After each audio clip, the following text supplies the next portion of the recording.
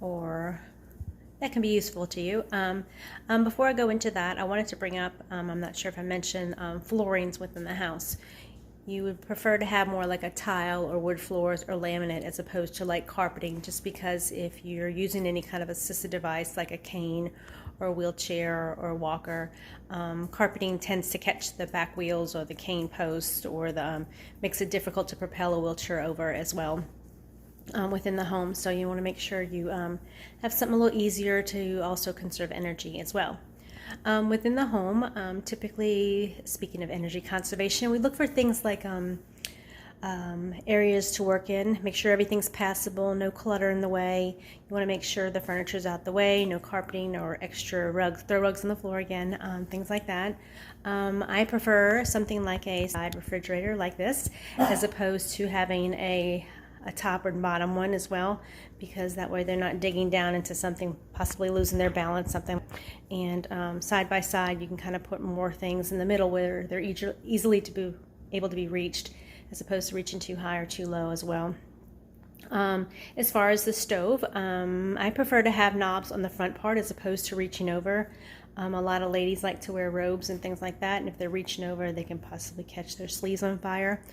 If not, that's fine too. Just see what works best for them and be cautious of things like that. There are also things called like auto shut-off valves you can put on a kitchen stove if they're starting to forget whether they left the stove on or off, or you're concerned about something like that as well.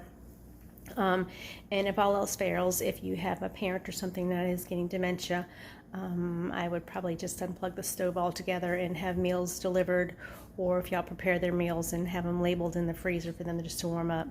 Speaking of warming up, a lot of people like to use confectionery ovens or microwaves. In this case, the microwave is above the stove. I don't recommend that so much because they're picking up heavy things, maybe Pyrex, things like that, from too high of a level, and it can fall on them.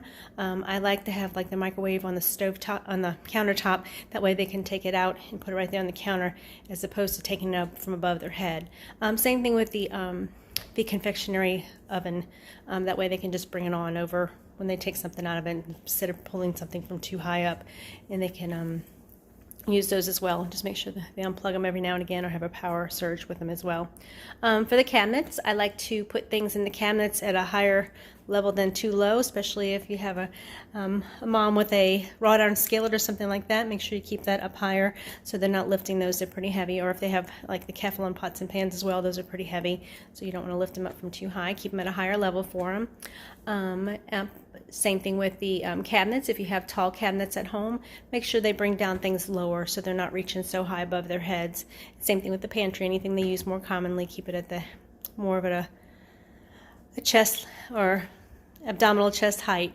As far as the sink, the lever style of the sink can make it easier for them, say if they have arthritis or a weak grasp or something like that. So you want to watch you have a lever style. If they have too weak of one, they also have just the motion sensor type styles, and a deep up sink. If they're coming to the cabinet by a seated style, or if you want to put a high stool up to the counters, that way they can sit down and cook like that so they don't get so tired out. If they're at a wheelchair level, however, some people do take the lower cabinet doors out and cut down the cabinet to the floor. That way they can pull up to the cabinet. So it kind of like it's a pseudo cabinet. You can put the cabinet doors there and they can open up and pull up to it. Or you can just use like a tension rod and cover the opening with a little curtain of your choice or anything. A lot of people will do that under the kitchen sink so they can do the dishes. And in a cabinet area that might be lowered, so when they pull up to it from a wheelchair height, it's a little more convenient as opposed to the higher countertops like most people have in their homes. Same thing for kitchen tables.